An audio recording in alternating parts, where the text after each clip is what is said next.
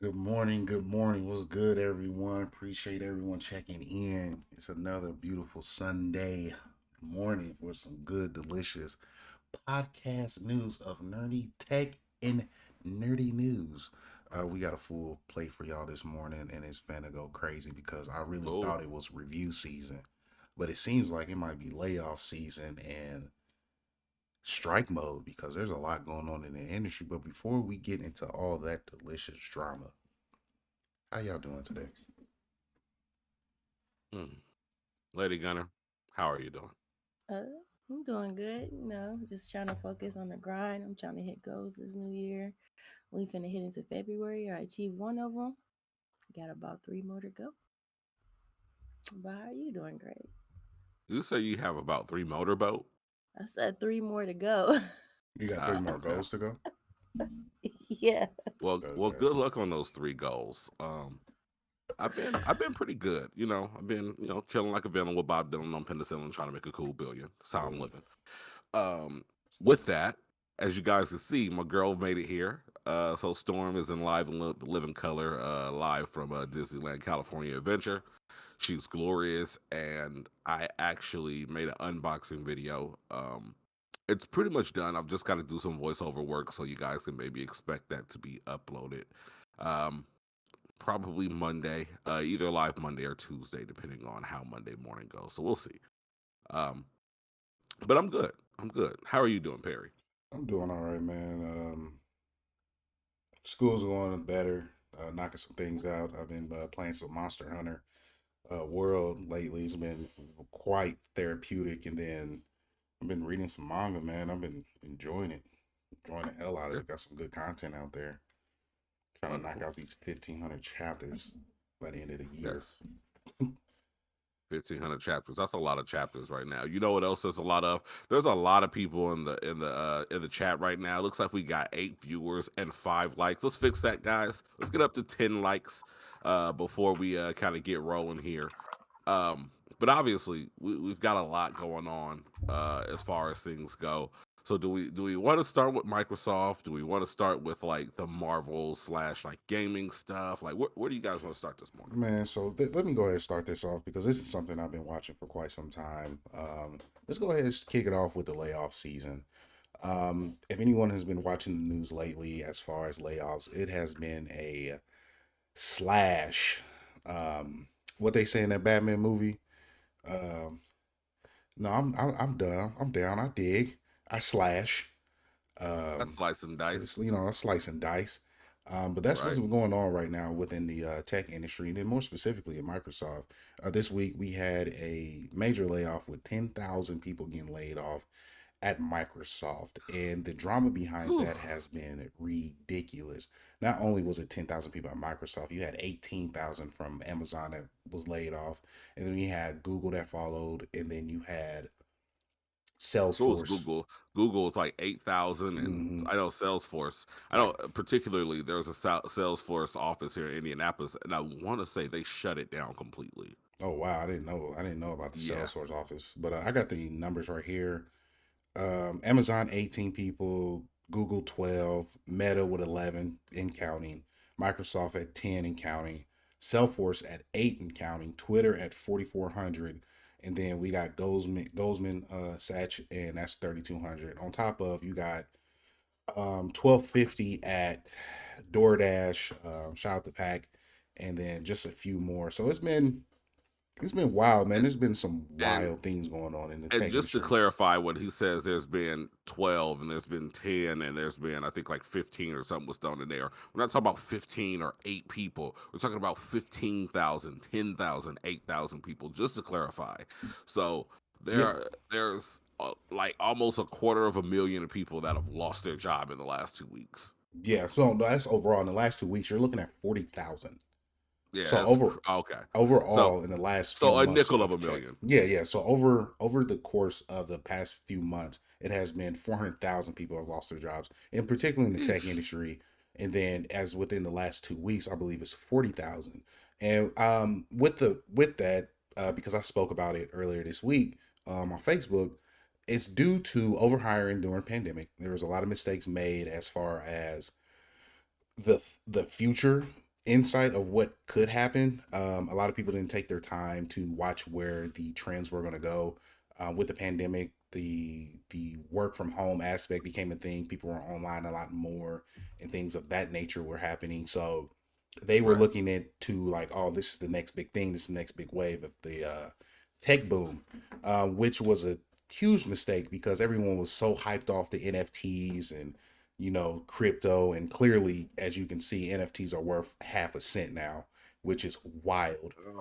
You know what? Very quickly, I'm not even gonna say a moment of silence for NFTs. Can we have a moment of disrespect for NFTs? Huge. Like, we just think about NFTs for a second and say the first negative thing that comes to your mind. Okay, Uh, Lady Gunner, say the first negative thing that comes to your mind. Think about NFTs. Do it right Greek now. fire. Greek fire. Perry, give me something. I will crush you with the entire weight of Kyber. Okay, I'm thinking about something negative with NFT. Ooh, Rosie O'Donnell thong. Ugh. Cool. Oh my god. But yeah, Yeah, you Yes. won that. You won that. Yes.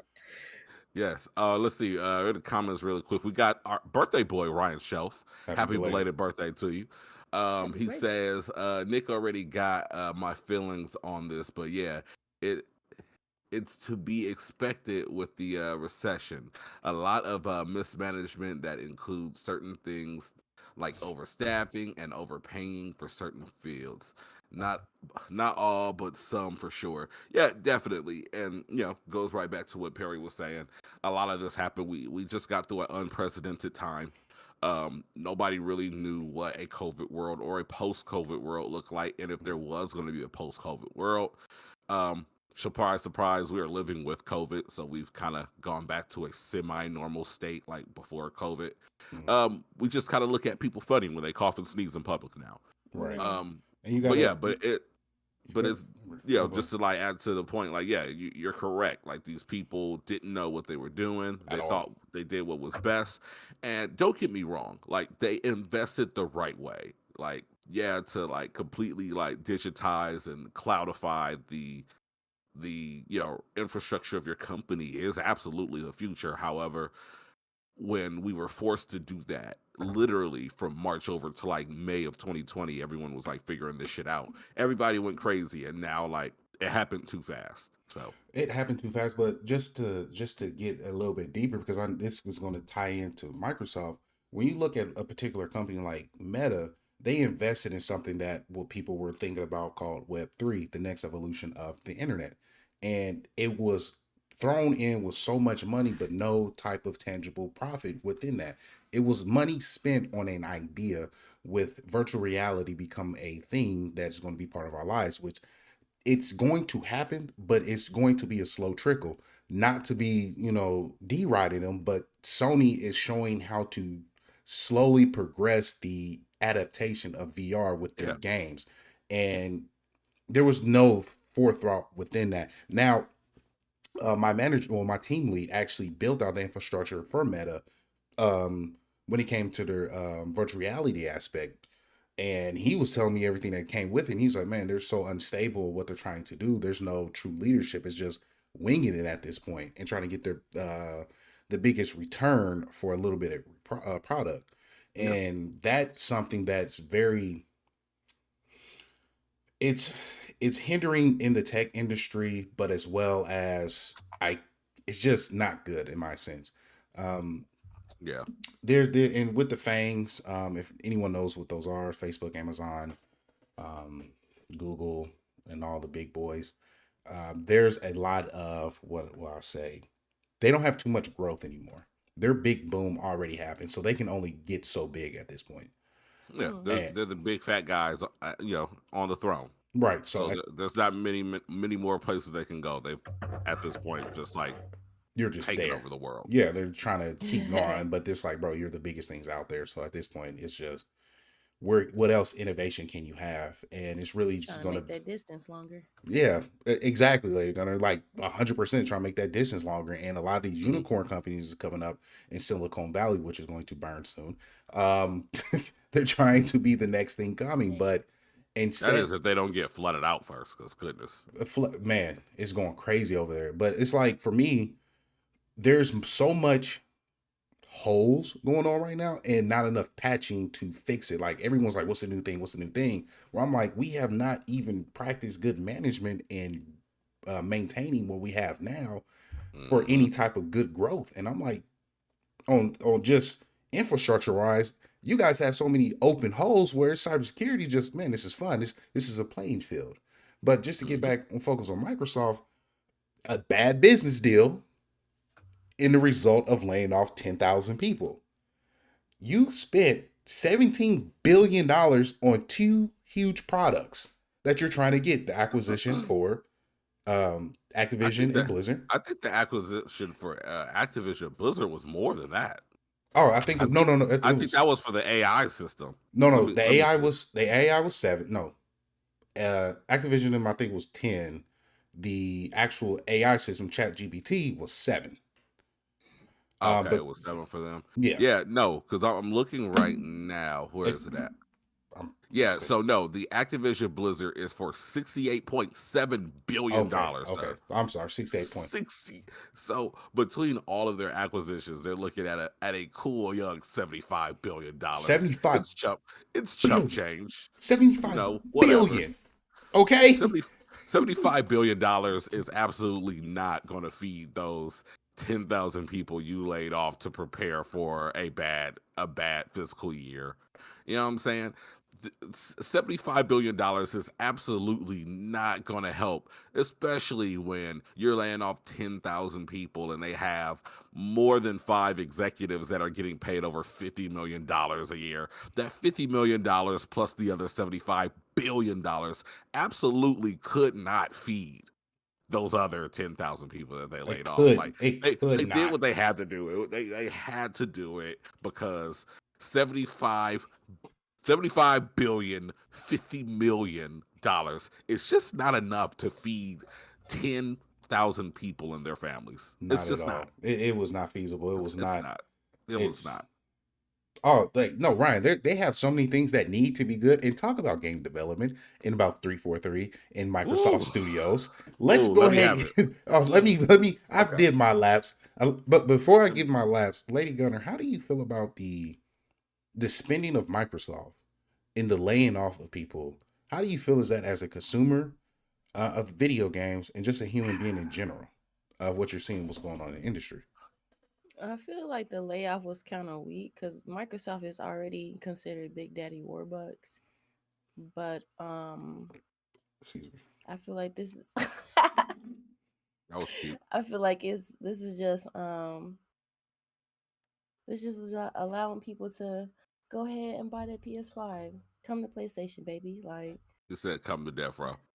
come to death row. Like Pe- we pe- don't. People are out here losing their jobs, and damn it, what's most important? The console war. Yeah. You heard it first on But Blood that Life is kind of podcast. sad. But Yeah. I feel like if Sony got the space, I feel like they should hire some of those people that get laid off, like review their backgrounds, link tree people who got like good um art representation, digital skills, and just try to pick up on some of that slack or Naughty Dog, like these other gaming corporations, to at least help out. Yeah, absolutely. And I agree. Um, And your thoughts on that, so Greg? like my thing is like obviously it's a fucking tragedy because I mean as you said this week alone we're looking at 50,000 plus people losing their jobs. Mm-hmm. And what that makes me think of is obviously being a father of four, a household of six. Um, and maybe people's housing situations are different. Maybe developer boy at Microsoft, IT guy at Microsoft, maybe those guys aren't the primary breadwinner in their house, but let's say they are. Like, how many of those people have children, or wives or pets that they have to kind of figure out now? How many people are living in one of these tech industry hotspots like San Francisco, some areas in New York, LA, Chicago, things of that sort. How many people are living in these places that are the most expensive places in the world who have to figure it the fuck out now? Like, it really sucks. Just to add to that, Greg, imagine being able to go from home. No, I'm sorry, go from the office, being in the pandemic, and say we're working from home moving forward. Realize you're making the money that you need to survive in one of these tech areas that's $3,000 for a 2-bedroom apartment, and then find a better location like in Wyoming or Iowa where it's so much cheaper so you can get way more bang for your buck. Move to those, and then you have these big corporations showing that you're showing great product and work ethic, working from home, telling you, hey, you got to move to the office or we're going to cut your benefits and we're going to cut your pay. Yeah, How do you feel it's in that crazy. situation? I mean, it sucks. Like, and I would recommend you all. And I don't have the link right now, but Young, yeah, he's a channel that I've been following for years on YouTube. He talked about it best, like particularly in the Microsoft situation. What's the name of the AI? Chat. One of the AIs, the big one that everyone uses, is Chat GPT. Yeah. So Chat GPT, Microsoft just invested a pretty chunk into them, like $8 billion, as you say. Um, and with that, I guess one of the developers, and this is something that he tweeted out, he saw the capabilities of what this AI was able to do as far as like procedural generated environments within games. So like, you're talking about building a map within like Call of Duty. This AI was able to lay out a mainframe to where you would only have to go in, fine tune, move things where you want, and that is a level that's ready to be launched in the multiplayer. And one particular guy said when he saw the capabilities, like it made him just like want to give up and throw away his computer. Mm. Like, so it's really sad to see that again when we're talking about $75 billion plus $50 million plus for multiple executives in the company.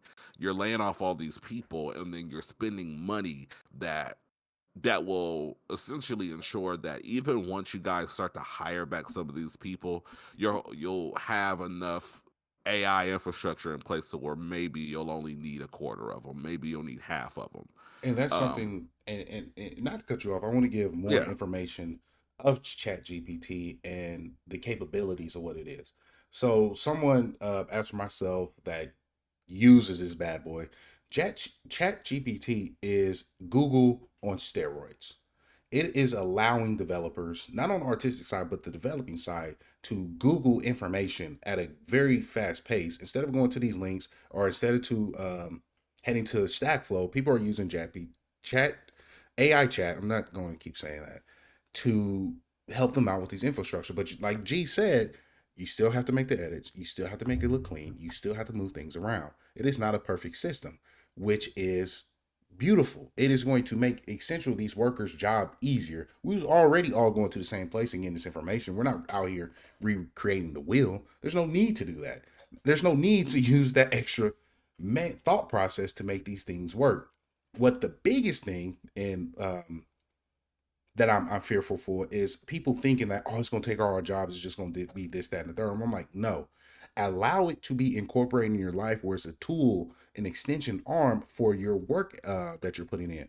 Say G has so much editing that he has to do. If he can cut that in half, he'll benefit from that way more. oh, Um, absolutely. Same thing with web developing. A lot of people do not code from scratch. A lot of people use these website platforms like Wix, Squarespace, or WordPress, where yes, it's very open and you still make your personal edits. But when you have the framework that's already there and you already know some of the code that's in the background where you can make these personal edits, it's way easier to pump out the product. So Chat GPT, it is a don't allow it to discourage you from developing or creating. It can never take away the artistic value of what can be produced. Especially because they're using it for music. It is dictating what the sound is that people want to hear. Do not allow that to happen because when you have pure good musical taste, pure artistic eyes, it can never replace that because we are the developers of something that can connect to us in a way that machines cannot. Utilize it as an extension tool for what you want to use for in your future development and creativity. Never think of it as a replacement. And if these companies believe that they're going to replace you with that, there's already a group of people who do not care and say, I will show you how we can break your machine.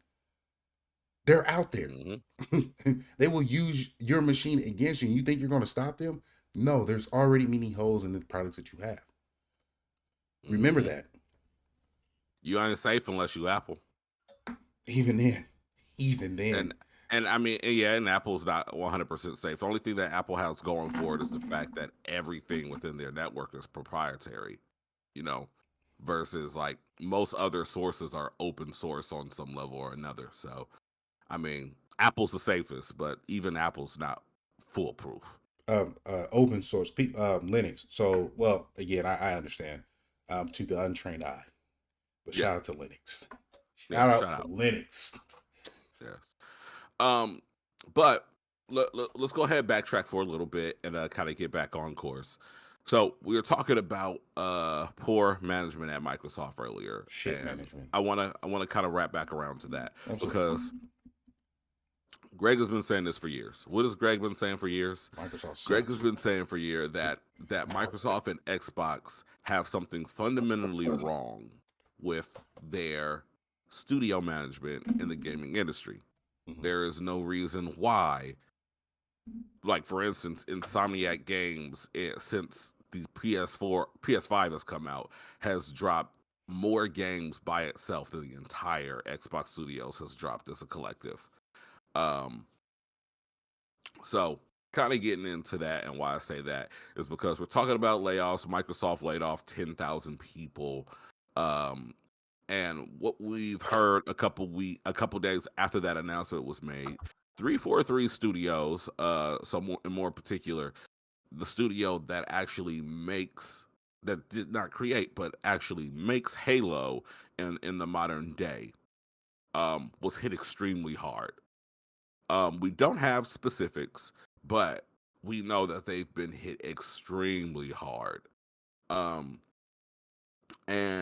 in the spirit of this happening, there have been a lot of rumors buzzing, and there's a rumor that has really taken flight through the week that says that 343 Studios is no longer working on Halo. They've had Halo since what? I think it was maybe Halo 3.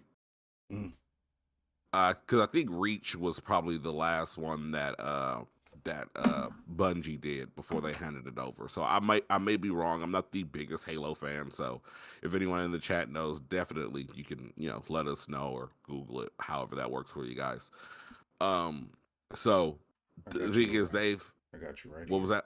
So I got you right here. I got the Thank you, sir. So 343, who has been making Halo for like the last 10 years, the only other company to make a Halo game outside of the creators, Bungie, I've been hit extremely hard. And out of that, a lot of things have come out. And very interesting, one of the most interesting things to come out of it is a lot of these devs have actually taken to Twitter and such to kind of air out some of the dirty laundry and what's going on. Which we know that one of the biggest issues with Halo and its development was the fact that it was tied up with too many contractors and not enough Microsoft talent. And some of the devs went as far to say that it is completely Microsoft's fault that Halo launched in a sketchy state, and it's its fault why it's still struggling to kind of clean up its act with the multiplayer campaign and the online multiplayer as well. Simply because Microsoft could not leave them alone. There was constant pressure. They stated that the contractors would come on for 18 months, and then per Microsoft requirements, no contractor was able to stay on above 18 months. And after that 18 months, they could not re-up their contracts, but actually would have to leave for 6 months before they could be considered to be re-signed for a new contract. the stipulations behind that, why it was like that, I don't know. But the way that they explained that was, if you're working at 343 Studios and you have a team of people that you're working with, you come in and half of your team is gone. They could be in the middle of creating a cutscene. They could be in the middle of uh, c- fine tuning physics within a map. They could be in the middle of creating a new weapon for the game, whatever it is.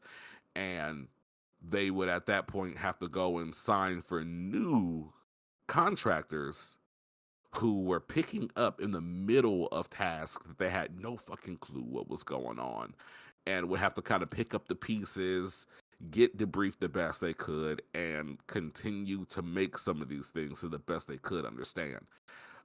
Which is no way to make a video game. Especially considering like video games are not made in sequence. You don't start at chapter 1 and then finish it at chapter 20. Sometimes you've got a team working on the middle, beginning, and the end separate, and then another team somewhere in the middle to bridge all these things together. Um, so I just kind of think it's interesting that now, after I've been saying this for years, now some of these developers are coming out to say that, hey, Microsoft is the problem. There is piss poor management.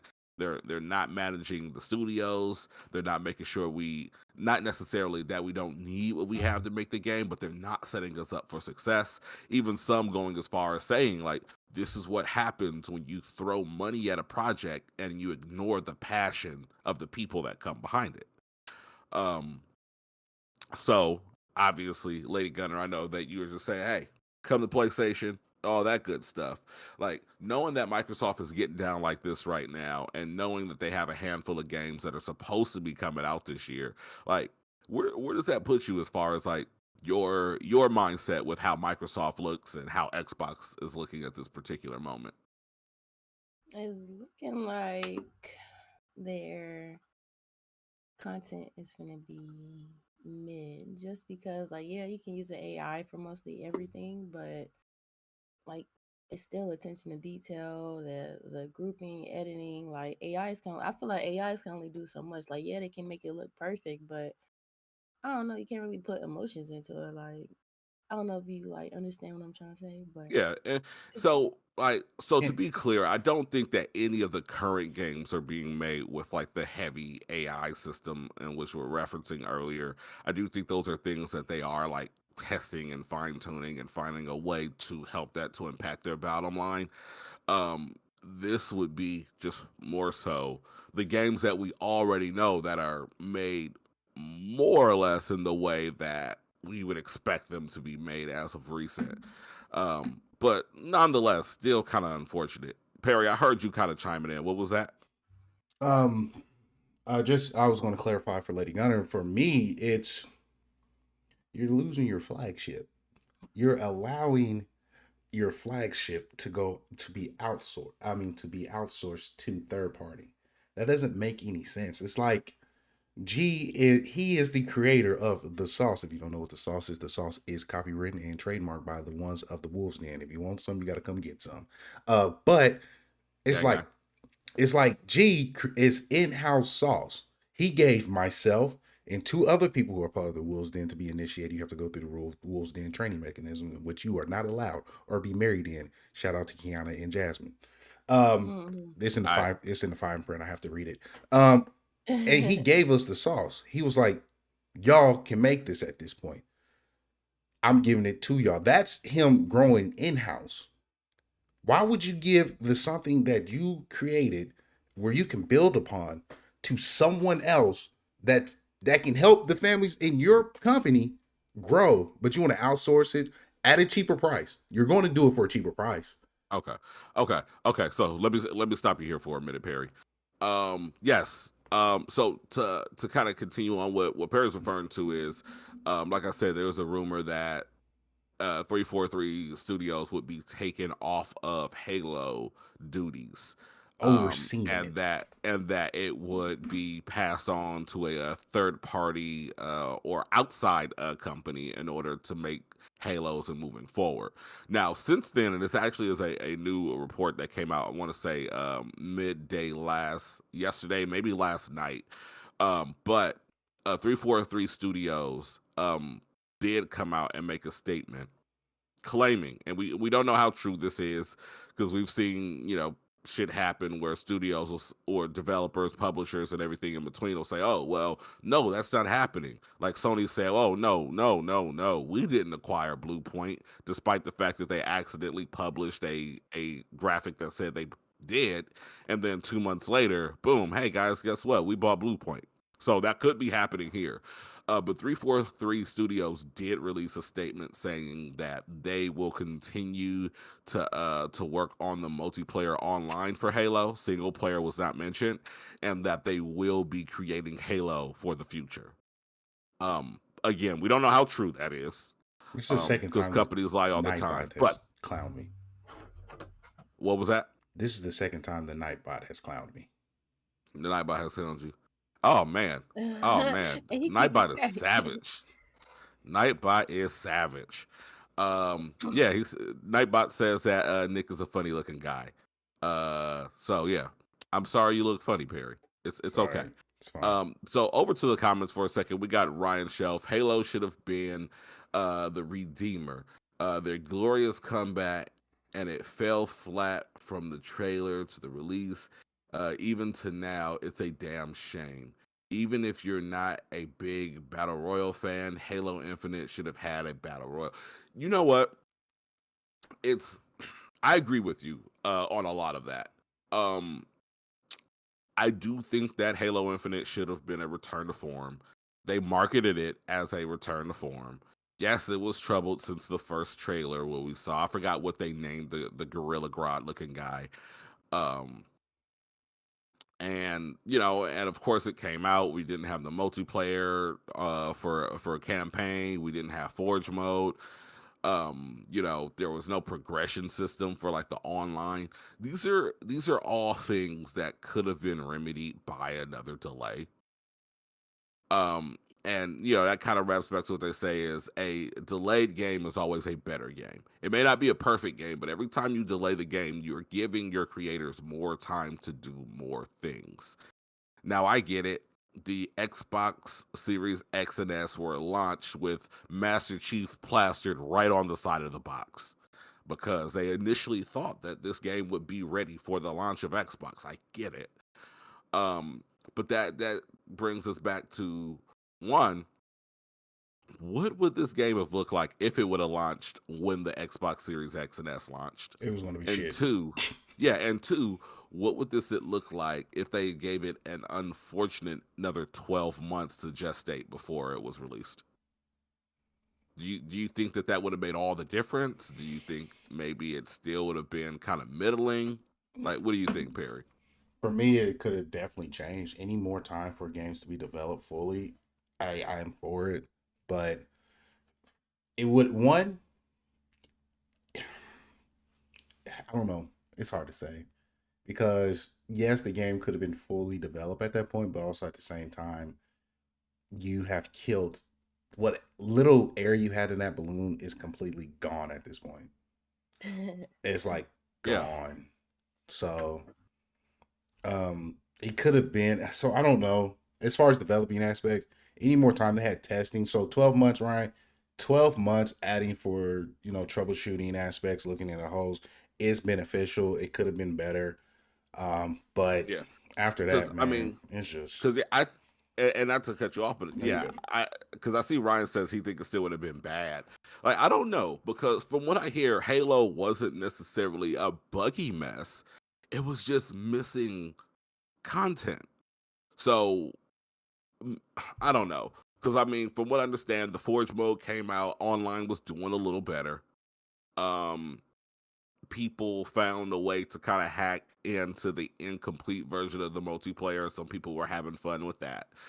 I think if nothing else, even if it would have came out and been like an okay game, at least it would have had enough there to cultivate the online community, and it would have bought them more time to get set up for like the online multiplayer progression, the new seasons and all that stuff, because they released the game and then the first season came out like 9 months after or some craziness. So I don't know, man.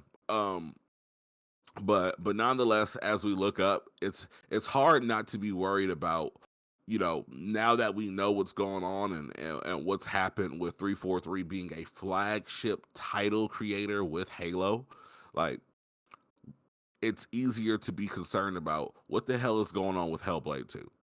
Like why haven't we seen anything from what was the one game, Invalid? Why haven't we heard any updates about what's going on with Fable? Why did Xbox spend the entire last generation canceling so many games that we wanted? I don't know, a lot of red flags, especially when like this week, you don't hear any bad news out of PlayStation. I'm sure they'll probably have to face at some form or fashion some type of layoffs as well. It seems like this is something that's hitting a lot of the tech industry, so maybe we will see something from them. Mm-hmm. But while Xbox is dealing with the storm of the Fair Trade Commission and trying to buy Activision, while they're dealing with 10,000 people being laid off, while they're dealing with all of the issues that they're having now with all these developers trashing them for the way that Halo come out, PlayStation simply releases like a 5-minute trailer that says, "Hey, game's coming to PlayStation this year," and it's a fucking banger, and it's full of games that Xbox aren't going to touch. Like, I don't know, man. Like, I feel bad. I said this before. The only thing that I think I would take, at least based on public persona, like we don't know what this guy is like behind doors, but the only thing that I would take that Xbox has right now, like if we're talking about PlayStation versus Xbox, is the public persona that is Phil Spencer. And I feel bad for the guy because as far as we know, he's pretty awesome. But you're the front man for what's becoming a joke. Like, there's no other way to say it. Like, it's becoming a joke. Like, what does Xbox do at this point to get a slice of the pie? Like, Nintendo just announced that they are upping production for not even a new, but the original and probably the Nintendo Switch OLED and lights to prepare for upsells and upticks because Zelda Tears of the Kingdom is coming out. Like they are, despite the fact that they have this old software, this old hardware, they are still creating software that gets people riled up and creating software that makes them confident enough to say, hey, we'll probably sell a couple more Nintendo Switches. Absolutely. Outside of Game Pass that you can get on PC, what the fuck is selling you an Xbox right now? Except for a cheaper entry to Game Pass than what a PC can offer. Like, Perry, you was the guy that has the Xbox. What's bringing you to Xbox right now, if not Game Pass? Nothing. Absolutely nothing. Absolutely nothing. There's not one exclusive game on there that I can't play on my PlayStation right now. They don't have an exclusive game that I want. And right now, I was playing Jedi Fallen Order, telling G's like I'm having a blast on Xbox. Guess what happened the following month? PlayStation said, hey, this is PSN Game of the Month. Download it. Guess what I did? Oh, I'm going to play this on my PlayStation now. And right now, for my Xbox, I'm playing Monster Hunter Rise and Persona 4 Golden and Persona 3. So that's it. Like, Ryan, you're absolutely right. It's a cheaper PC. Yeah. It is a mid-tier. It is a cheaper PC that's mid-tier. It feels like at this point, Xbox's claim to fame within the gaming industry is revolutionizing consoles with an internal hard drive and revolutionizing online infrastructure with Xbox Live. Like, okay, we could say bringing in subscription services in the form of Game Pass into the gaming industry as well. But like, I don't know. I'm so frustrated with them because like all the while, like PlayStation is doing all this stuff. Like, the Last of Us TV show hit, and it's shaping up to be amazing. Episode 1 was great. They are, splintering off and, doing their thing there. God of War has gone to Amazon. That's going to get a show. And, like they're expanding on their IPs in such a meaningful way to bring in more widespread, like, notoriety versus, like, Xbox fans can't even get a text back. No, they can't. I mean, I don't know if you saw, sales for The Last of Us have went up because of the first episode. Oh yeah, I'm sure. And I've heard a plethora of people that have like bought the game, and what they're doing is they're playing through like the chapter, like they played through the beginning of the game and they stopped right as they got to the city, because they want to play it week by week and see how it compares like show to the game, which I think is kind of cool. Um, but it's, I don't know, man. It's, I truly feel bad because at this point, I don't really feel like the console wars are a console war. Nintendo is doing its own thing. PlayStation is really kind of pushing forward the single player narrative experiences, as well as a couple third party developers, and then Xbox is just like, and, and is just making a home being a additional platform to play multi platform games on. With the Like, subscription. And yeah, I right, mean, and there is a subscription, but now PlayStation has one too. yeah, yeah. You know, so it's one of those things that and technically PlayStation's is like $50 a year cheaper, and it's starting to get comparable games. Like, yeah, they still don't have games at launch. Like when Ghost of Tsushima 2 comes out, yeah, I have to pay $70 for it. But when and if Hellblade 2 ever comes out, like at that point, is it even worth it anymore? Like, It depends on who you are. Each gaming console or infrastructure, I mean, ecosystem, his ecosystem has their benefits. Like Ryan said, I mean, the UI for Xbox is really well. It's very smooth. They have, I mean, they're the internet, but then you have the most powerful system. But when you have Monster Hunter Rise, they came out on both systems and it runs smoother on PlayStation than you're the hardest system out there. That's a problem. You okay, bragged about the power that's there, and then like Ryan said, they still have small things there that they do well. The subscription based thing, they introduced it. The infrastructure there, the games that they're providing is great, but at the same time, it's just like Sony's in the process of catching up, and you're starting to see the same games available on each system.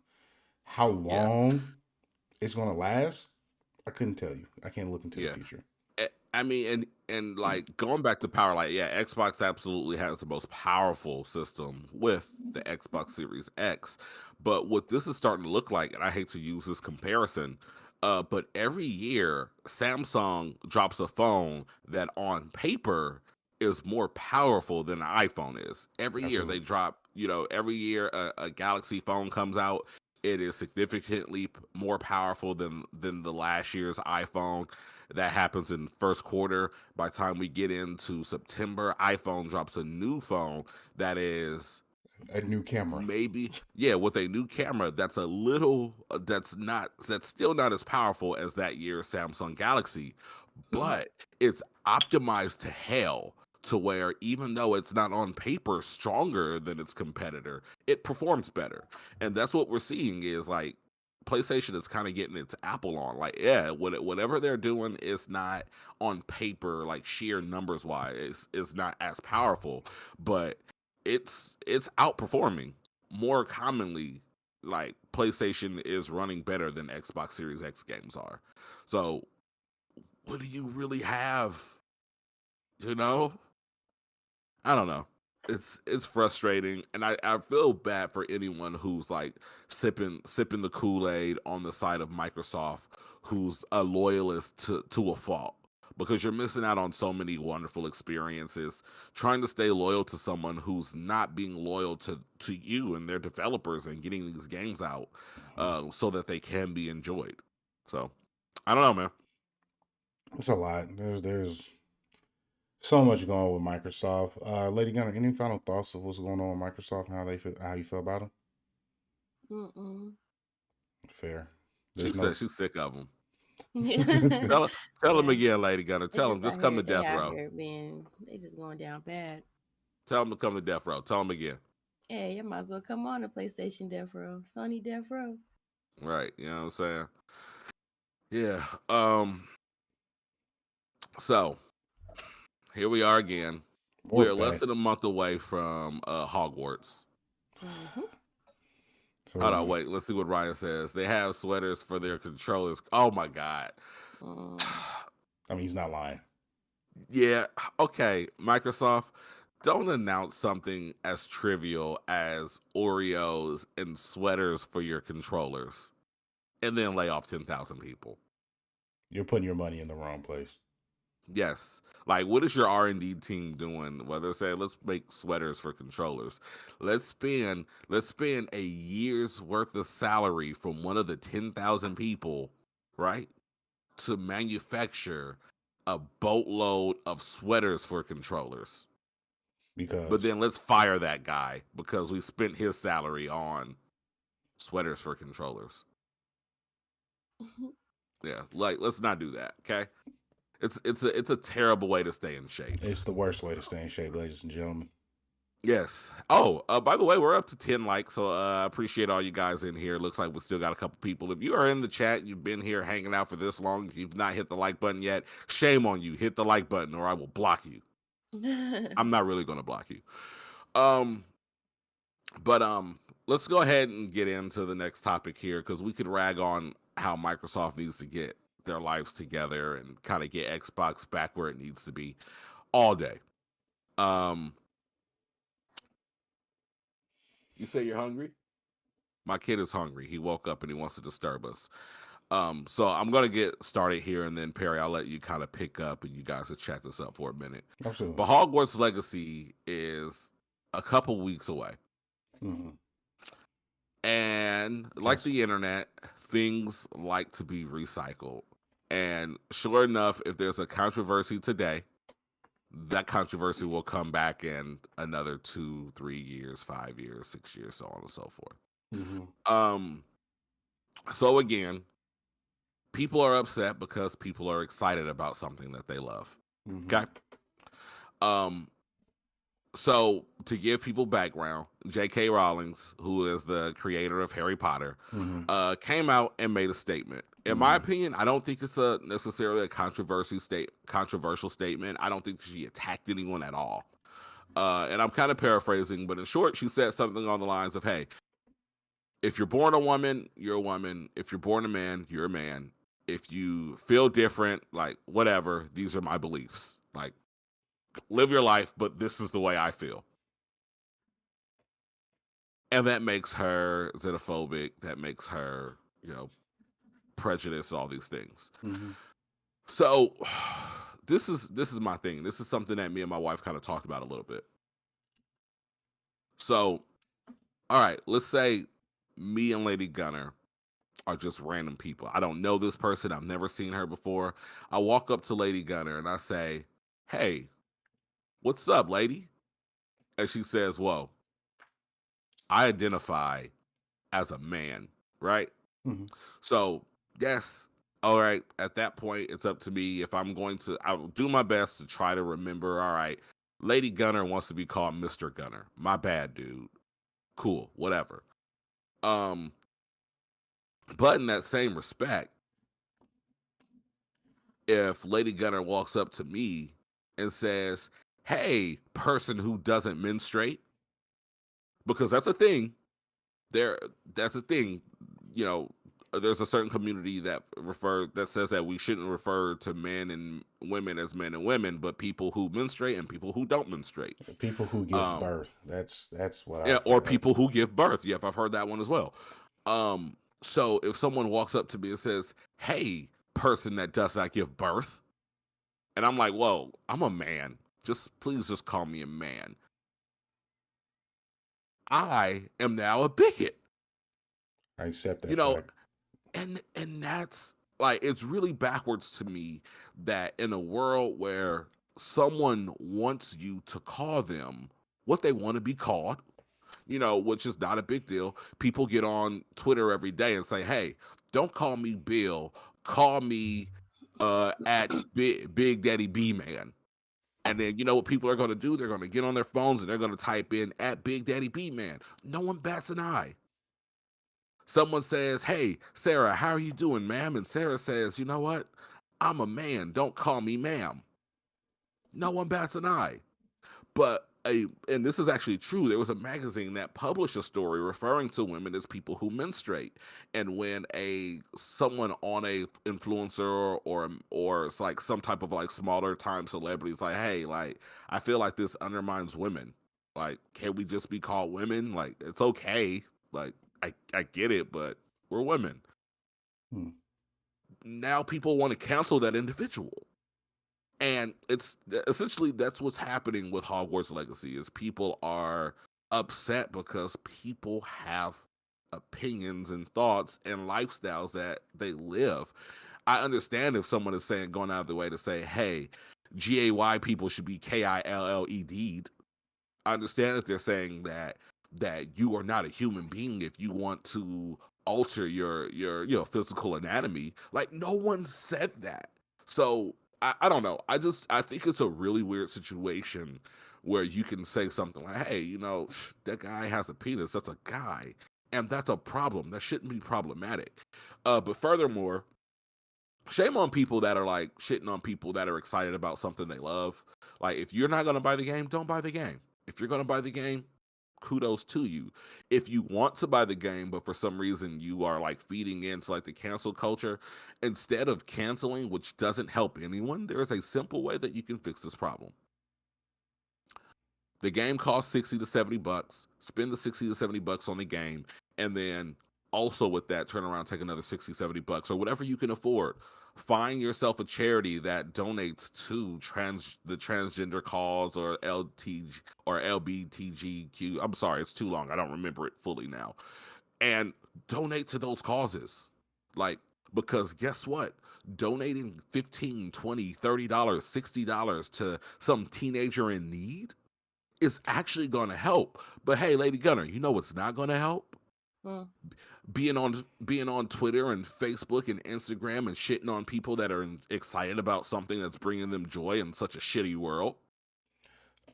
Go take Like, care.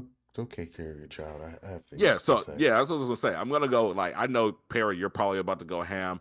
Lady Gunner, like not to like put you on the front street, but obviously I know like in some forms, like you are, a bisexual individual. And maybe you have thoughts on this as well. So this is something I really do want to expand on because I feel like it's ridiculous. So I can hear you guys, but I'm gonna like grab this kid like a Pop-Tart or something. Oh, So go I'll do be your back thing. shortly. So, Lady Gunner, Hmm. what is your thoughts? How do you feel about Hogwarts? I love Hogwarts. Like I love the magic and everything. Hmm. The controversy going on behind it, I think is dumb. I feel like everybody is entitled to their own opinion, their own feelings.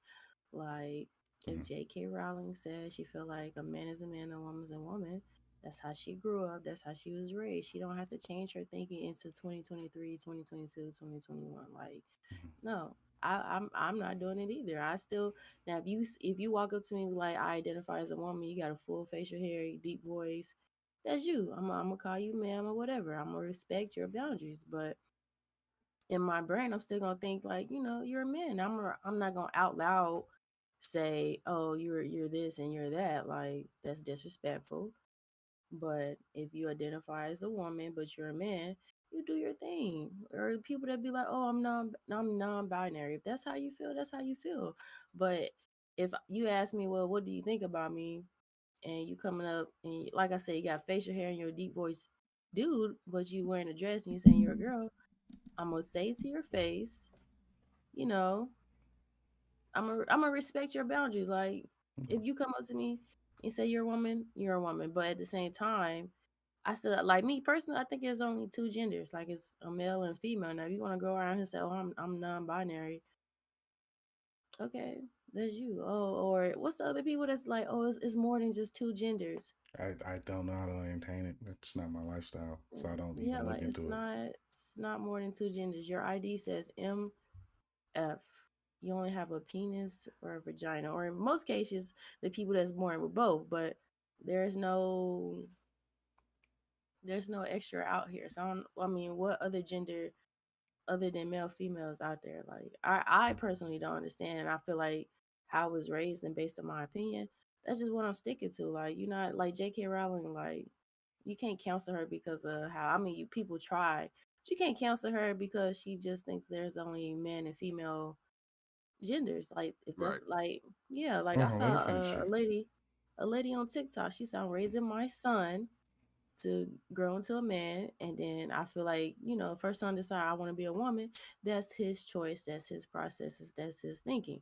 But I'm not gonna raise my son to be a girl. Like, why would I?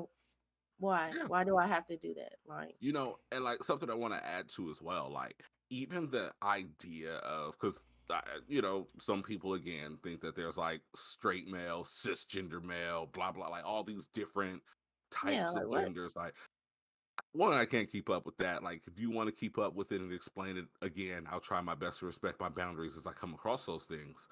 But dude, like I'm not even mad at like when people want to have like the man's room, the women's room, and then there's like a family room, and then there's like all genders bathroom. Like that's cool. Like if you're in some in between spot and you feel like you would rather go somewhere else where other people are transitioning and figuring their shit out and you don't want to be in a room with just women or just men, I'm not even mad at that. Cool. Like That sounds perfect that's right there. fine. But again, like I completely agree with you. Like there are times where I feel like people within that community, not all, because I do understand that a lot of this too comes from people that just love to be outraged about other people who they think are outraged. Like, but there comes a time when some of those people expect us to respect their boundaries, but at the same time, they're not respecting the other person's boundaries. So kind of a Yeah, weird mix of things.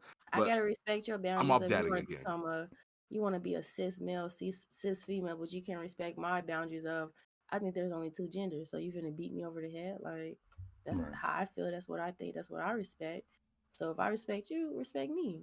Exactly. I totally agree. And as far as the titles of um what is it? The people who menstruate and people who give birth, I that's something that I can never relate to because I'm not a woman, but from my thought process, that's belittling of what a woman is, because women are more than just people who have vaginas and who have to give birth. There's a whole concept of what a woman is. And when you I feel ask like that's people, degrading. If somebody, if you walked up to me and say, "Hey, lady who menstruates," no, person who menstruates. hey, person who menstruates, I'm probably finna block you. Like, don't ever talk to me again. That's degrading to me. Like, And that's don't do coming that. from a individual, a woman who been a woman her entire life. So there's things of that. So how can I start this off? I'm going to play the absolute shit out of this game simply because I can now. I'm a fucking wizard, Harry. I'm going to enjoy playing Harry Potter because I love the lore. I love growing up in that aspect that I was a kid. I Mhm. grew up with this series. I read all the books. I went to all the movies. I collected all the movies. I play all the games, including the Lego Boys. What's going to That stop me Lego from was fun. as hell? So now I get to choose the house I'm going to, and I get to become Slytherin. I can do dark magic and practices on people. I don't care it doesn't have online. I am about to become the biggest villain of the dark arts possible. I'm going to enjoy the hell out of this game. The concept of people being mad because people want to enjoy this because it's going to J.K. Rowling because she's getting royalties. Oh fucking well, she's still making money because every time that movie is streamed, she's getting paid. Every time that book is getting bought, she's getting paid.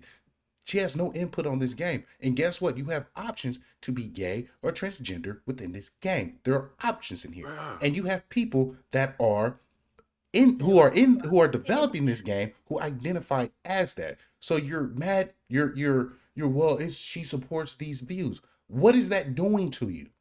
Yeah, What are like they doing to just be you are allowing people with that have viewpoints in words control how you feel about the aspect of this entire world. That's a small percentage. Okay, there's a group of people who don't like you. Oh the fuck well, they're never going to change. You cannot change them. You will never change them. That's never going to Right. happen. Guess what? And I'm a black male in America. I can tell you plethora of people who don't like me. I don't bat an eye because I do not care. I'm not going to force them to like me. One thing everyone should do in this world is respect each other. I don't give a damn if you like me, love me, want to be around me. One thing that you are going to do is respect me. And I will give the same respect to you. If you want to be identified as that, cool. No matter how I feel, I'm going to respect you as such. But if I'm in my outward world and I'm doing my own thing and I have these type of conversations and I do not say, oh, that's a young woman, she is pregnant. And you say that's a person who gives birth, I'm going to look at you like you're fucking crazy because you're not going to influence my thoughts on what this is. Sorry, Yeah, not sorry. like, It is what it Yeah. is. I am not I mean, converting. I do not give a damn. You people on Twitter need to get the fuck out your feelings. Stop it. yeah. So like this is my thing. Like when we talk about women, and some things are getting better, some things stay the same. But when you talk about women, you talk about someone who is statistically more likely to get paid less for doing the same job. You're talking about someone who cannot walk the streets at night by themselves for fear of being harassed. You're preach. talking about someone who will give out their number or accept a phone number from a creep for the fear of their safety. You're talking about someone who, in certain centuries, had to dress skimpily at work because if someone more attractive came around, would take their job. Like this is what you're talking about. You're talking about the women in America, black women, white women, Asian women, that have been through so much. Like there was a point I want to say, and maybe I'm wrong. Maybe I'm not the sharpest with American history, but there was a point in time where I want to say black people were able to vote before women. I want to say, and I mean, and that's no achievement of black people or America because everyone should always be able to vote, and slavery sucks, and so does oppression. But you're talking about the women who, when they want to play a game and they get online as Lady Gunner, and I know for sure, like I don't even have to have her confirm it. I know for sure her as well as other women have stepped into a Call of Duty lobby, have stepped into a Rogue Company or any other type of online game, and have at least once in their lifetime been called a bitch, been told to get off the game and to go make a fucking sandwich. These are the people that you're I'm talking good on about. my knees and not on the game. Like, oh, Yeah, like these are like, things that women deal with. Now, you tell me one that we want to dilute the women of our country to just being people that have periods and give birth? You want to undermine that struggle? So, me with a deep voice, if I identify as a woman, right? And I go online, one, it's nobody's fucking business if I'm playing Call of Duty in one of the most toxic lobbies in Call of Duty, right? So if I go in there and I identify as a woman and I'm playing, and because I have a deep voice, no one knows that I identify as a woman. I'm just playing the game. I'm calling out, you know, points of interest. I'm playing the game. No one bats an eye. But if a real woman in the form of Lady Gunn or anyone else hops in and does the same exact shit that I do, they're going to get ridiculed. They're going to get harassed. People are going to simp after them. Unnecessary friend requests, unnecessary messages, people all in their face, people talking shit about them. Like, come on, guys. Like, I get It's it. And it's no disrespect against anyone else, but I do feel that this culture of pushing things on people because it's what you believe and everyone else is going to get offended is also offending people on the other side that people aren't thinking about. everyone's too damn So, soft, and I'm sick of it. Like yeah, you're it's soft, it's bro. fine to Like have your beliefs, yeah, but I don't let's think let's I don't think stop people forcing have. others to believe it too. J.K. Rowling's is going to do what she's already got to check. If she didn't Bruh, get a dime from this game, you know what's going to happen? She's still going to be filthy rich. J.K. Rowling is set for the rest of her natural born life, and her family is as well. Okay, her money's going to groups that don't believe in the same thing you believe. Which one of Yeah, those groups come out and hang you and kill you because of what you want to believe or what you want to do with your life? I'm saying y'all, everybody so hung up on J.K. Rowling, but we still got the KKK out here active. Like we There's still things got yeah, we got women in 20.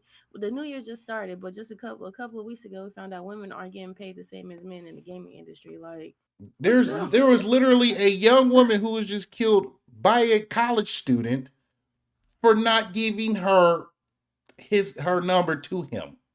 Yeah. Things happen. And those things are common. There's so much more to worry about than what you feel like. I don't give a damn. Please go do what you Bro, need your to feelings. cope. J.K. Rowling hurt my feelings because she don't believe in more than two genders. Like, And before anyone comes in the comments, people on the other side, it's the same way how people don't like black people. I don't give a damn.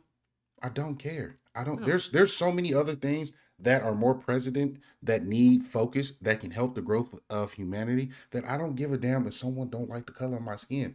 Only thing at the end of the day, y'all just want to be respected. Cool, cool. I will treat you like a human being, but you cannot force everyone to like you. It's not going to happen. It's Yeah. not going to happen. Accept that fact. It's not going to happen, and you cannot cancel somebody just because they don't like you. You can't. It's not going to happen. I won't even say don't like. Like if you say you're a cis male right now, I'd be like, okay, you're a cis male. That's what's up. That's you. But you're not gonna be like, oh, well, do you believe there's more than two females, a male and a female? No, It's none of your and you fucking get mad business at what me I like, believe. yeah, yeah. Yeah, let's see here. So let's head over to the chat for a second, just kind of catch up on some of the stuff here. So we have Ryan at the top of things saying, "I have no problem with that, but stop labeling anyone who wants to enjoy a good, great Harry Potter game as a transphobe. It's ridiculous." Yeah, I agree. You know, if you know, bless you. I think Yeah, thank you. it's like one of those things. If you're a Cowboys fan and we saw that the owner of the Cowboys was clearly in pictures back in the 40s protesting against black kids going to his school, does that make you a racist now because you're a Cowboys fan? No, but it definitely supports that you are sissy if you're a Cowboys fan. Right. If you have ever supported R. Kelly at all and you appreciated his music, does that now make you a fan of little girls? If you've ever watched Doesn't that Bill make you Cosby, a pedo? yeah, I hate art if you've Kelly ever so watched the much. Cosby Show, does that mean Motherfucker's that so you are a petty. fan of assault? You Mhm. know, like, excuse me, and like we've got to draw the line at some point. Like, so I agree with you there. We've got Lady Gunner here harassing the people in the chat as well as harassing us here on the show. Shame on you. You poor individual. Want to say Gryffindor, but deep down inside, I know I'm Slytherin. We You know know, this. there's a perfect Mm. place for people like you, T. Will the Don. Come to Ravenclaw, okay? Bring Come to your ass. Ravenclaw, son. Come to Death I Row. think That I that's think you should that's go to where you Slytherin. go when you want to be on the dark side, but maybe you don't want to torture people, but you do want to fuck things up a little bit. Come over to Ravenclaw. We'll take good care of you. Um, Lady Gunner is going to be next. Nightbot got to chill. Yeah, Nightbot went off. Look, see, Nightbot got me as well. CEO Gregory Pennyworth is dead to me. Mm-hmm. So yeah, Nightbot is choosing violence today, y'all. He always choose Let's that. see what we got We here. don't have to go through all of them. Yeah.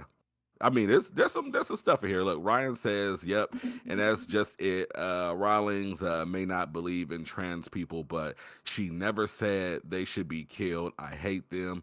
You may think she's mean. Uh, she means that, but she has never said it. Yeah, exactly, and that's what it comes to. Nobody has said anything about death to these people. Screw these people. I hate these people. Just say, hey, if you got a penis, I think that you might be a guy, and if that is problematic to you, kind of just is what it Just is, I guess. ignore it, bro. What's so happening with people just minding their damn business and keeping pushing? Well, that's the new thing is people like to get upset over things that they think other people will be upset about. Man, check this out. I'm about to do the famous Greg. He Are said y'all more than 20 ready? times I Are want to y'all torture people. ready Can I for still this? join?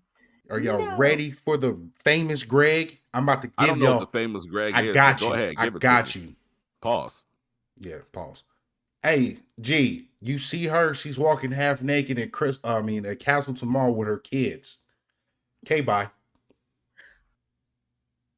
Yeah. Greg, Bye. this person That doesn't like you. Okay, bye. yeah. There's too many real problems. Russia is still invading Ukraine right now. You know what I mean? And y'all want to argue about like what someone wants to call themselves because they have or don't have a penis? I don't care. Like there are still children here that are starving, and y'all want to argue about whether or not there are more than two genders? This is what it Children is. are still bringing guns to school, That's the thing. and this is what y'all want to argue about. Like, It- come on, man. So like we don't have to harp on this too much. Again, if you want to buy the game, great. If you're not gonna buy the game, great. If you want to buy the game and you feel some type of guilt, buy the game and donate to a charity that supports the cause. Please, and Period, remember, point blank. remember, if you try to pirate the game, the people who spend countless hours to put things that can make you accepted, that make you develop a character that just looks like you, could be transgender just like you, or could be gay, bisexual, whatever you identify just like you. If you pirate it, those people do not get paid, and they put a lot of time in this game so they can feel accepted. These are the same people who get ridiculed for what they choose to, or born, whatever belief you be, to feel accepted in a game, in a world that they grew up in and love so much. Trust me, Hmm. trust me, you're doing way But more harm because these people want, it's like, I'm in here. You know what they did? They got in there, they learned the skills, and they changed. They was like, I'm gonna put mhm. identification with these people that I believe in as myself into this game. There's like, I'm not going to Yeah, force them to accept me. I'm going to change something. It was like, hey, they might not do it themselves, but I'm in a position where I'm like, hey, not everyone's gonna like it, but you can make sure you look like who you want to be in this game. So yeah, if you don't want to do that, absolutely. then I mean, I go cry, bro. Because trust me, I don't care. You cannot. Yeah, The internet's not real. I will literally cancel all my own social media accounts, and I promise you, whatever you say about me does not matter. I don't care because none of you it don't care. There's way more things to yeah, happen. yeah, definitely. And I mean, again, these are the people that once they heard your cries and heard that you guys were upset about what J.K. Rowling said, they went out of their way to make a stand against J.K. Rowling's. And what do? They allow you to make ambiguously gendered people in the game. You want a Ooh. feminine body with a masculine voice or a masculine body with a feminine voice? Go for it. If you want a guy that looks like a guy but has boobs and lady hair, go for it. They did that to speak to you guys, to stand with you guys. And what do you guys do? Not do your research, still passing on the hate spew, still shitting on people who are excited about what is probably going to be one of the most fun games this year. Like, so you guys are part of the problem. Okay, cool. Yeah, yeah. And at the end of the day, if as long as you accept yourself for who you are, who gives a damn if someone else accepts you, bro? Yeah. Yeah, Period. serious. Next thing on the docket, um, Suicide Squad has a battle pass. They have not fucking learned. This also coming out this week is that the Avengers game is finally out of active development. There'll be no more additional content and should be delisted in like the next year or some junk like that. Kind of ironic considering the fact that here we are now again with Suicide Squad that has a battle pass, which has people nervous. Lady Gunner, have you heard anything about this whole battle pass hoopla with the Suicide Squad game? Actually, no. Okay. So essentially what's happened is like are you so I know that you played the Gotham Knights game and you said it was all right and then you played more and you were like, "Ooh, this is kind of mid." Nah, I And then didn't I say mid. I said cheeks. oh, cheeks. It was C. cheeks. Ooh, it was booty. Disgusting. Well, if you remember I told you, "Hey, that's not the team of Batman games you want to look out for. Rocksteady is the team that makes the Batman game that you should be excited for. They've made all the best Batman games and they will continue to do so." Because they are Um, superior. yes. So Rocksteady is the team making the Suicide Squad game, and it looks like they are doing it as a games of service. Um, and some people are, I mean, a little worried about this. Do you think that that what should be a single player game incorporating in battle passes is something we should be concerned of, knowing what comes with battle passes, lady? Yes, because you either have to spend money for it Excuse me. or And then it's gonna be single player. I feel like that's dumb. Like make it multiplayer. Now if it So had a it's battle supposed to pass, be multiplayer. So I think it is actually supposed to be multiplayer, but we've not gotten too much gameplay, so we don't know how far the multiplayer hand is stretching in this game. hopefully it's 4 player multiplayer. If it was a 4 player multiplayer with the battle pass, all right, go for it. But then it just sounds weird because it's a story mode game. So once you beat it, like, is they gonna update the battle pass again with something different? Like, how's this battle pass going to continue? Because it's not like Fortnite or Call of Duty, like updates and stuff. So it sounds a little sketch, like y'all trying to get a little extra money for a story Yeah. mode with a battle pass. Yeah, I mean, I could think of some ways that it could work. But before we kind of get in that conjecture, like Perry, like what are your thoughts? Like, do you think this is something to be concerned about, or is this just like regular shit in video games in 2023? Man, at this point, it's something. It's just a fucking hard pill to swallow. Like, do I like it? No, because I haven't learned the fucking lessons. But I mean, shit. I don't know what I mean. I don't know what the battle pass is going to bring. Like, I don't know the purpose of it. Like, what will be the purpose of the battle pass? What are you trying to get at with the battle pass? Right now, it's just money hungry. So I need to know why. Why are you here? Why are you doing this? So Yeah, that's I my agree. biggest thing. Like, why? Like, okay, it's there, but why is it there? Like, Yeah. I don't know. It's And I agree. Like especially when we look at all of the other like Batman games that Rocksteady has had. Like of course they've had like some and but this was during that era of gaming where if you reserve the game at GameStop or you reserve it at Best Buy, get our exclusive DLC where you can play as the Joker, where you can play as Red Hood. Like, yeah, I get that.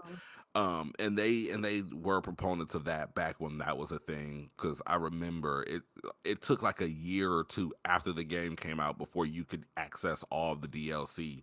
It was like you could not be Joker at Best Buy, you could not play as Robin if you got the game at Walmart, so on. Like it was a bunch of craziness. hmm. um which I'm so happy that is over.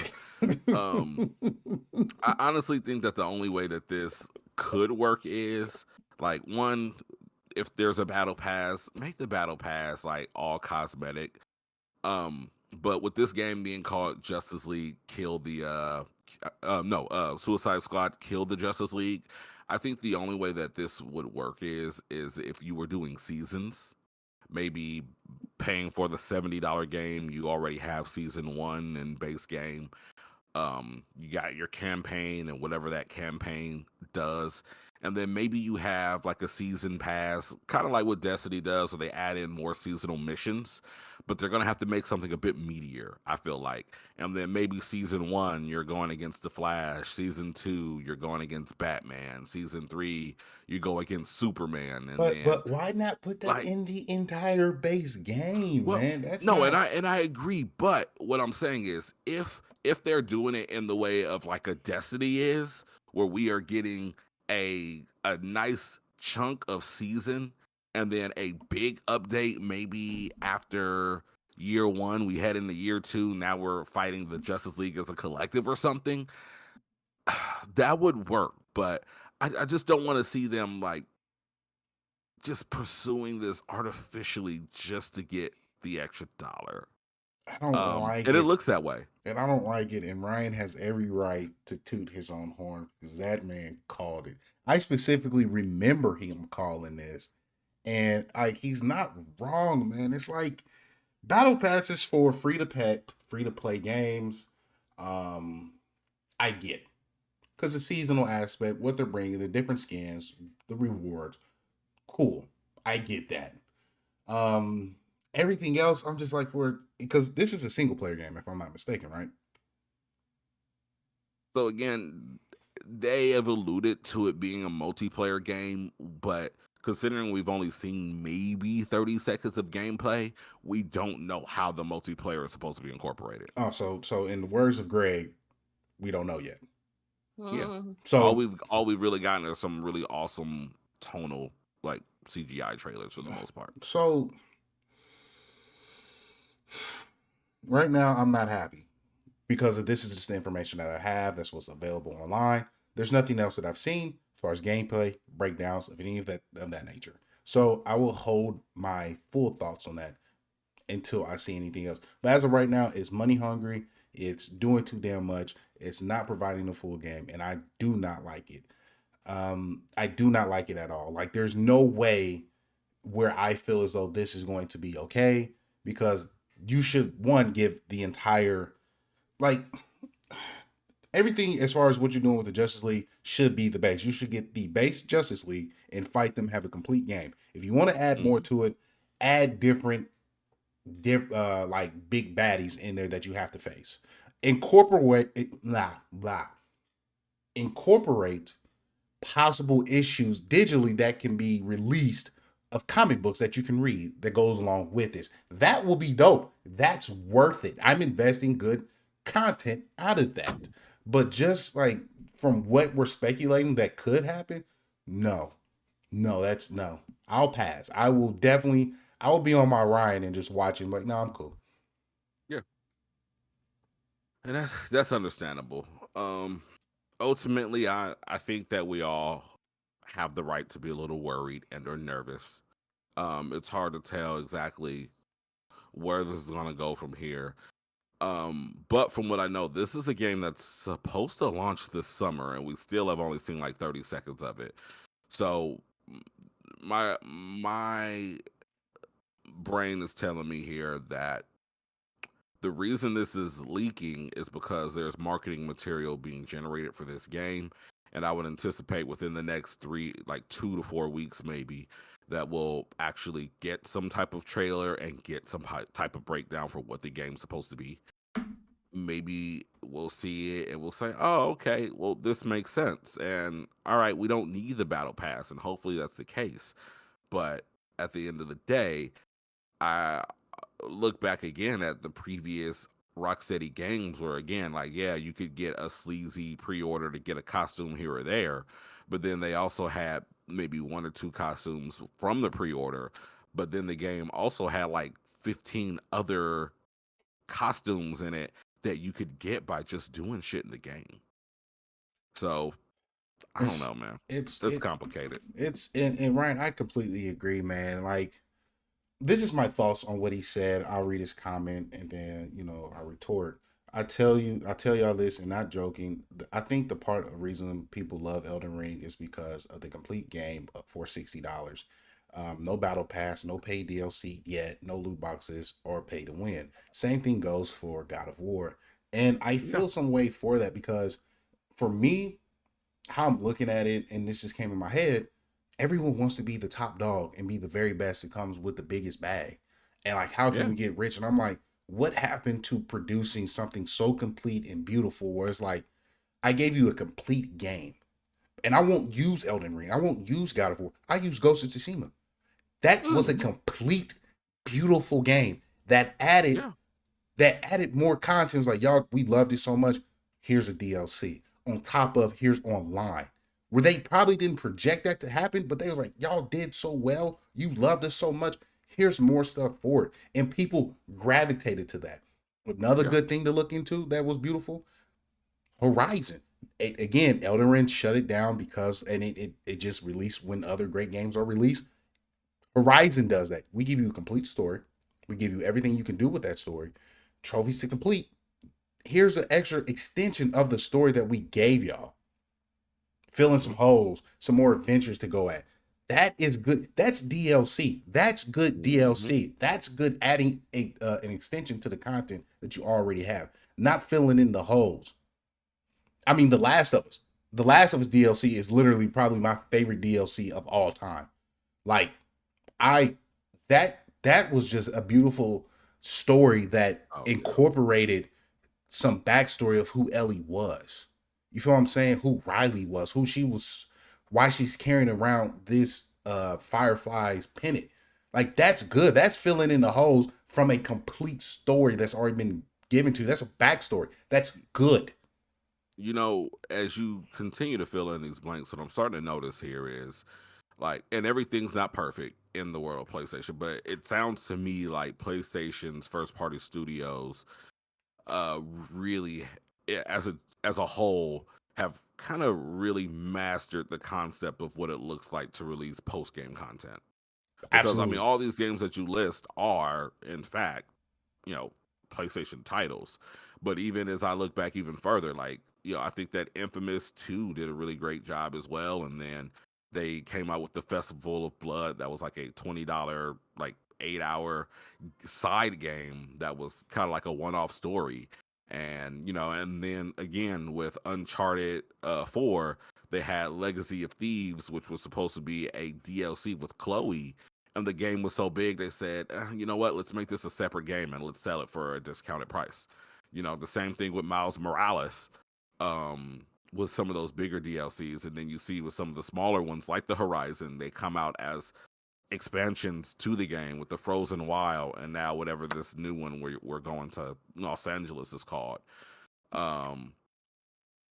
But it is what it is. And Lady Gunner, if I'm not mistaken, you're going to be my master. Oh, You're going to be the one I follow. Mhm. Monster Hunter World. It was a complete game when you first got it, and then they added more content with the Iceborne, correct? Mhm. See, see, yeah, Persona 5 Royal. And Yeah, then they had that. What's the Monster Hunter on Switch? Rise, Yeah. Is it Rise? Yeah. yeah, So it's Rise, and and now then that's out. and it has additional extended content. So I'm like, it's we're in a weird place. And Ryan, yes, Persona 5 Royale is it's just God's gift to Earth. is Final Fantasy 14 on Xbox? Yeah. Yes, it's on all platforms. So, Ryan, maybe I'm misunderstanding the comment, but I have to kind of call this out for a second. Oh yeah, The Last of Us DLC was good and basically no gameplay. No.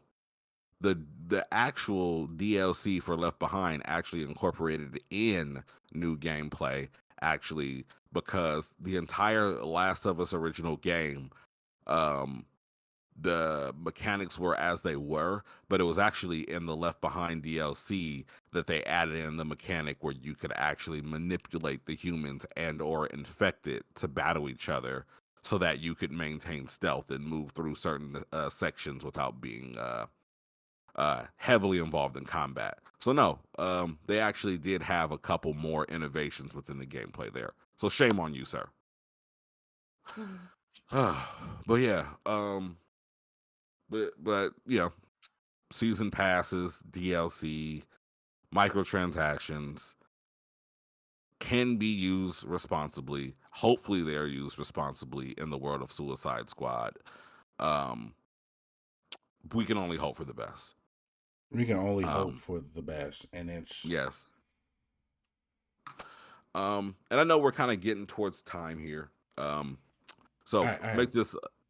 Oh, go ahead. yeah, I have one more topic to address, and that was the status of esports that's going on, man. There's been a lot of controversy in the world of esports, from your MOBAs to your FPSs, and including the fighting game community. You got money being used, I mean, being distributed wrong. You have companies, People getting slapped. people getting slapped. You have these esports organizations going bankrupt, trying to unionize, and then you got FPS going right now for identity crisis in some cases. Um, and I just want to. I saw something about esports where it resonated with me. We put too much emphasis. I'm sorry, developers, i.e., the leaders and the investors, put too much emphasis on focusing on letting developing a game that's strictly for esports, where at the heart of it, it was the fans that made these games competitive. Mm-hmm. And I think we need to get back to allowing the fans to curate that competitive spirit, instead of just saying, hey, this is a competitive game. We're putting teams together. Y'all should do this, blase Mm-hmm. this and the third. I'm like, that's not how you make an industry Yes. grow. And So I've been feeling some type of way, and I've been very vocal about. Ryan knows I've been extremely vocal about this. When I was like, teaching esports should not be a course. It should be something that you learn because you love the environment. You wanted to see it grow. Like, you should take classes of business management, um, talking about marketing, yes, but the focus of esports should not be a course in college. It should be, again, ran by the people. And like, stop making games with esports as a focus. That's never it. You want to know why Street Fighter Third Strike became what it was? You want to know why all these fighting games is what it was? Why Call of Duty did it? Because there was a competitive spirit of, I want to be the best. And these communities came together who did it free of charge with no look back of, damn, I'm getting some type of payment back. No, I developed this because I have a competitive spirit where I want to see my community grow. I was like, man, I want to see you next time we do this tournament. And that continually grew into something that is special. And I believe we've lost that type of spirit in the esports world. It became too corporate. That's why I love the FGC so much, because no matter how much you try to make it corporate, you can't, because that spirit there of competitiveness is so strong. Now the FGC is, has its struggles elsewhere. Uh, Lady Gunner, say Mass Effect. Mass Effect. Just that hard E. I love it. Good job. So there's So look, Hey, not it's Nightbot funny. trying to bully me. Nightbot did get her. Hey, T1 and Don called it out. He said that Lady Gunner would be next. Now here he is making fun of her diction. There we are. So there, I've been in the background, hopefully be able to present something to BLM as far as how can we get back to just having competitive nights where we're just bringing people together, have fun times playing against each other, bringing that competitive spirit, because that, I believe, that is missing on curating good esport competition that could develop into leagues that are beneficial, working with companies. But hey, we were able to turn this game into a competitive game, have a organization that focuses on hearing the fan base and communicating balance patches to the company. Say, hey, this is what's wrong. We are the head spear of letting you know what's wrong and how to balance it. Can you please develop that for us? Like, be cohesive enough to work together so everyone can enjoy what they do. It's very just it's been bothering me for some time, man. Yeah. So I mean, and it should bother you. It's all in all, it's a thing where, like, at the end of it all, like, we we have to kind of let these communities cultivate things. I truly believe that the furthest a game should ever go, as far as like making their game esports worthy, is creating the UI in a way that streamlines it for content creators and for esports organizations to add their UI or their heads up display on top of it. Like, if with Street Fighter 6 they want to space out the bars in a way to where you can put, oh, Justin Wong, and you can put on the other end Taquito underneath the characters' faces, and you cut off enough space to type like team names and player names into that. Cool. If you want to space out the super meters at the bottom of the screen in a way to where you can conveniently fit down there Evo Grand Finals or Capcom Cup, or incorporating a little window down there for like a screencaster or a commentator to be there without taking you out of the action, great. But that's the furthest you should go. I agree. And for, again, if you have multiplayer on your game, make it easier for people to put together competitive matches with other people. Make it easier Yeah. to get that done. So that's just my thoughts, man. Please let me know. I'm going to have further conversation on my Facebook and on Twitter, just to get people inputs and see how they feel. If you have something you want to add to it, please let me know. I'd love to have a public conversation, because that's been heavy on my nerdy spirit lately. So, yeah. Yeah, definitely so. Um, So another thing that I wanted to just throw out there really quickly, and this kind of goes into another hand of the industry, because some things are shared between Hollywood and between the gaming industry. Hmm. Um, so CGI graphic designers in particular are in a really bad spot.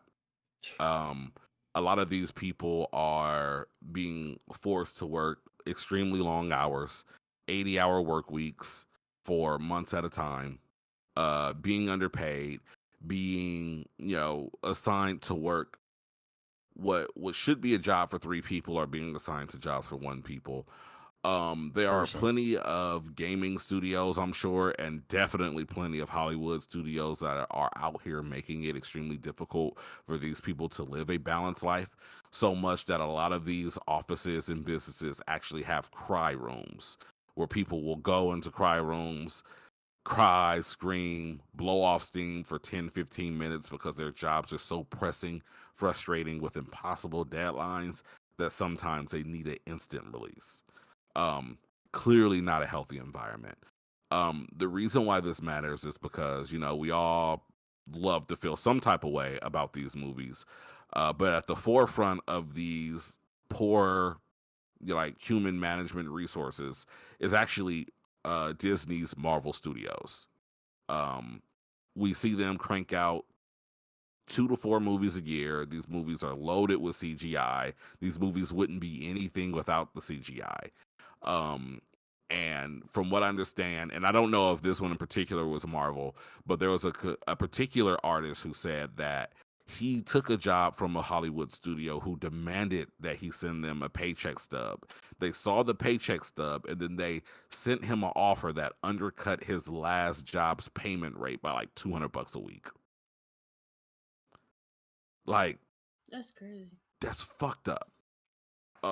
So we don't have to harp on this too much because I mean, a lot of this particular week's episode has been about managing your resources, treating people better, not shitting on people for being enjoyed, and not having hurt feelings about things that don't concern you sometimes. Um, so we can kind of leave that where it is.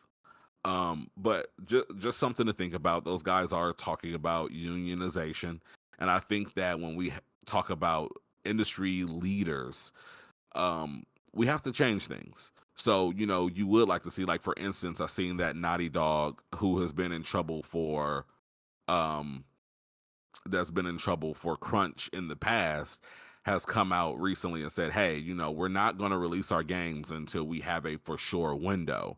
Because what happens is, see what done, that's exclamation point dad joke with no space. Shame on you, you did it wrong.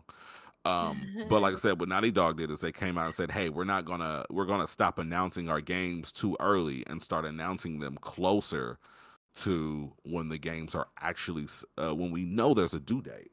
Because and having a due date prematurely announced, at that point, it then creates the situation of having to crunch to get to a unrealistic date. It would be nice if we saw that Disney started to, maybe right now they're releasing 2 to 4, Marvel movies. There's a Star Wars movie. There's a TV series. Maybe if they pare things back, delay some things, and extended out that timeline, maybe we only get 3 Marvel movies a year or something. But for the gaming industry, for Marvel Studios and any other prolific like movie studios out there that use large amounts of CGI to treat people that way, to pay people that way, to keep them away from their families for 80 hours a week for multiple weeks at a time. Like, we should be in a situation where we are not living to work. Like, I the agree. reality is 8 hours of sleep, 8 hours at work, an hour to commute back and forth. You've got to make dinner, which is also going to be at least another 2 hours.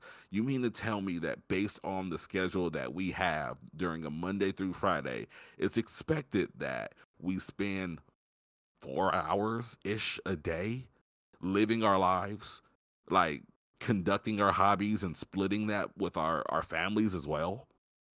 So I don't know. Just some things to think about. So if you guys want to kind of add anything to that, we can, or we can just transition right into recommendations. Just like Ryan said, it happens in the gaming industry as well, and it's like we need to put an emphasis on these creators, these artists who make things we enjoy because they make or break the movie that we love to watch so much. These artists need to get paid, and it's a blessing and a curse, Ryan, to have that name on your resume. To say, hey, I worked at Facebook. I know what I'm doing. I worked at one of the big name companies.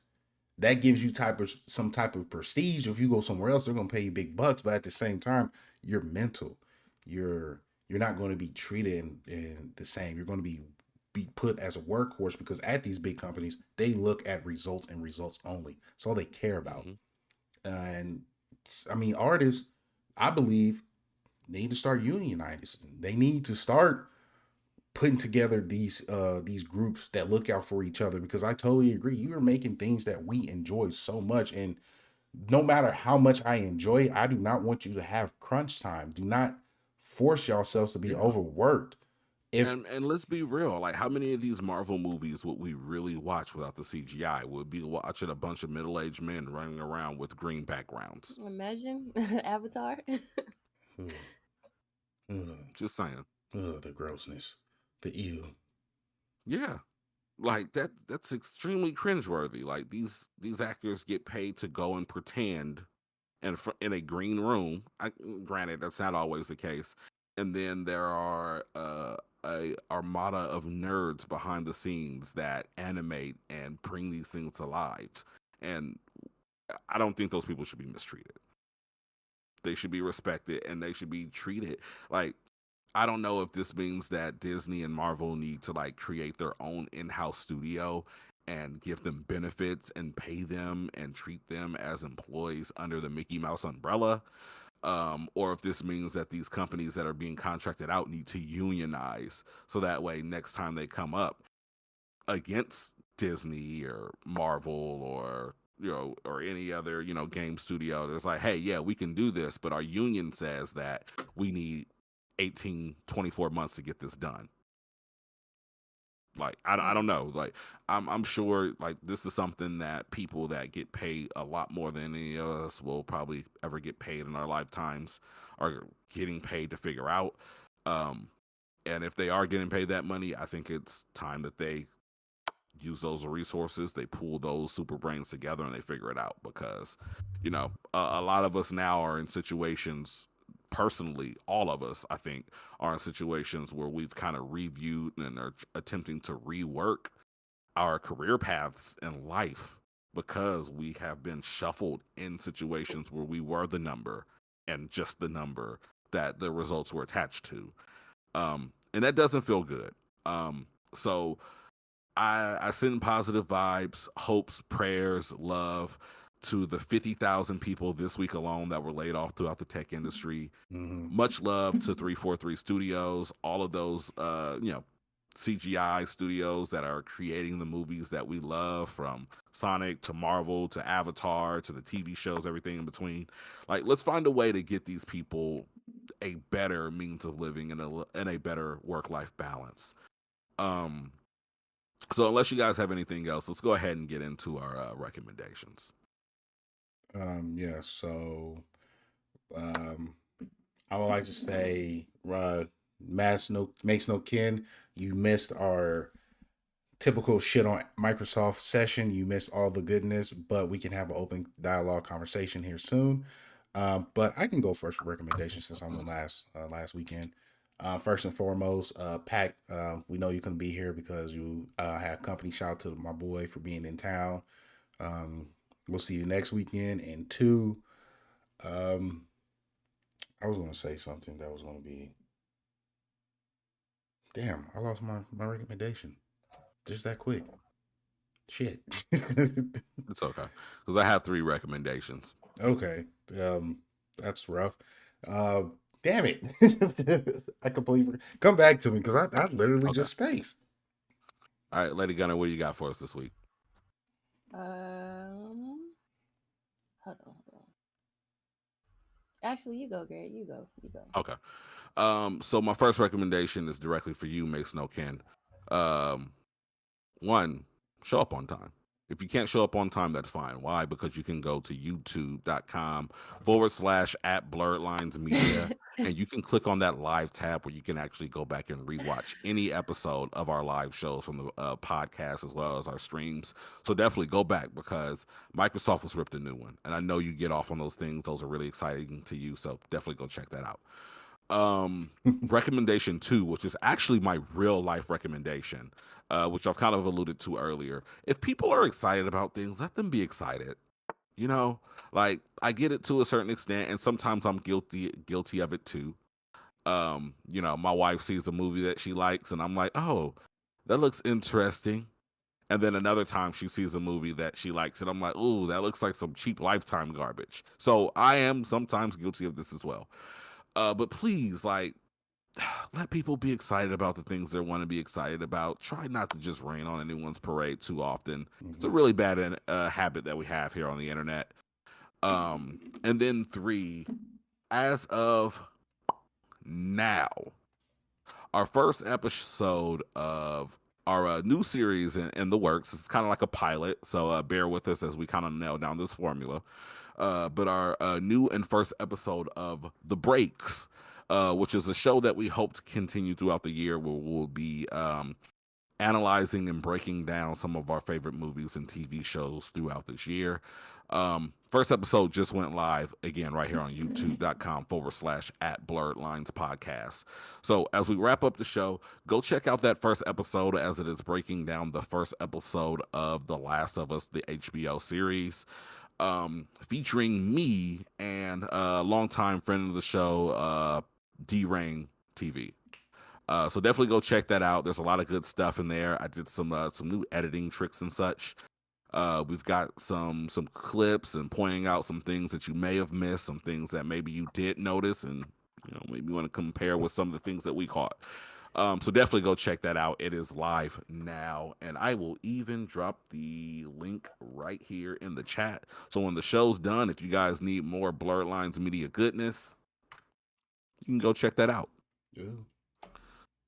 All right. Do you guys remember your recommendations? Yes. Yeah, go there, Gilly. My recommendation is One Piece Odyssey. I haven't bought it yet. It's in my cart, but I watched gameplay on it. I'm actually excited to Yeah, play it. that's So, fine. I actually, me and my wife just bought it for our oldest. So I promised him, being a anti, I won't say anti One Piece. I don't like go against them, but I promised him I would actually give it a actual try. So yeah, that's a fun one. my second recommendation is do not buy this game called Stroke the Horse. It's $4. You literally stroke the horse. I am not okay with how that sounds. You bought it? No. I- no, I looked at it. I looked at gameplay on it, and it's literally a horse that sits in the middle of your screen, and you actually get a trophy for like 2,000 strokes. So yeah, Oh, okay. somebody came up with that great idea, and then Sony decided to release it. I don't know why. So yeah, just a That's little, No, Ryan, just I a little own fun almost fact. every Ryan in the chat really quickly. I own almost every One Piece game. Like our kids have, especially our oldest is a big One Piece fan. We buy One Piece posters, One Piece video games, One Piece statues. I've actually probably purchased more One Piece stuff than some like long life One Piece fans. So yeah, I'm not that guy that says, "Ew, I don't like this," so my kids can't like it. They're free to explore whatever they want. I actually have another kid who's a Fortnite kid, so it is what it is. yeah. My son is Oh, my Yeah. son is he likes Fortnite a lot. I'm proud Um, to say my nephew is a Destiny kid because of me. Yeah. Shout out to Potato. So. we love potato. Um, I guess my recommendation is, I mean, hell, play Monster Hunter World. That's what I'm playing right now, and I'm having a blast. Oh, yeah, I remember. Spend time with your kids, man. Every Saturday morning, I am fucking tired, but my son truly enjoys the fact that I take him to his basketball games, and now I coach. Um, This past weekend was rough because I actually had a coach against my son. They didn't have. I coached this same team that he was on this week, last weekend. I wasn't able to coach them this time, and they did exceptionally well. They did everything I taught them, and within a half, zone defense, trapping, all this, and then I had to really put that teaching into other kids, and it was a lot harder because a lot of kids didn't want to pay attention. They aren't as basketball knowledgeable as I want them to, but it's definitely taught me patience. But my son saw me coaching other kids, put him in a position to go harder to the point where he earned that shower that day. Like my son went hard, diving after the ball, hustling on defense, shooting way more. Cause I always told him, like, hey, your first instinct of getting that ball is to score. You look to pass second. So I was extremely proud of him. I was extremely happy.